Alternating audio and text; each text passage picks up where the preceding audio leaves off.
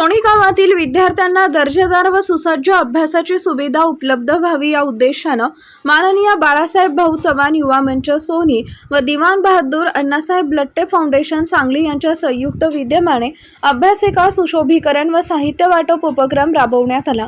या उपक्रमाअंतर्गत अभ्यासिकेसाठी टेबल, खुर्च्या, पुस्तके, फॅन, फळा तसेच इतर आवश्यक शैक्षणिक साहित्य उपलब्ध करून देण्यात आले। ग्रामीण भागातील अनेक विद्यार्थ्यांना अभ्यासासाठी आवश्यक सुविधा उपलब्ध होत नसल्यानं त्यांच्या शैक्षणिक प्रगतीत अडथळे निर्माण होतात। हीच गरज ओळखून विद्यार्थ्यांना शांत, सुसज्ज व प्रेरणादायी वातावरण उपलब्ध करून देण्याच्या उद्देशानं हा उपक्रम राबवण्यात आला।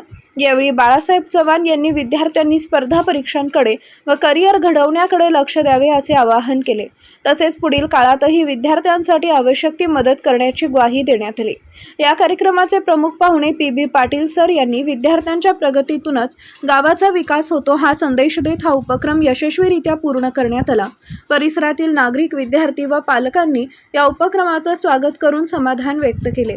यावेळी उपस्थित अशोक पाटील, रामचंद्र जाधव, चंद्रकांत जाधव, व्यंकटराव चव्हाण, विनायक चव्हाण, संजय चव्हाण, हरिश्चंद्र पाटोळे इत्यादी प्रमुख मान्यवर उपस्थित होते।